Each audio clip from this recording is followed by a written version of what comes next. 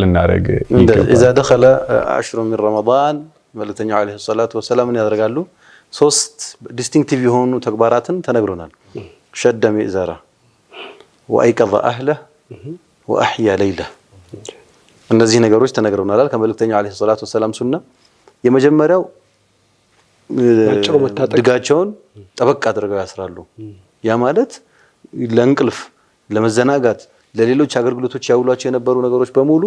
ቦታ አይኖራቸው ሙሉ ለሙሉ ለኢባዳ ተፈሩግ ያደርጋሉ ከመስጂዳቸው ማይወጡም ያኔ ስለዚህ አዳቡል ኢዕቲካፍ ራሱ ከዛ ነው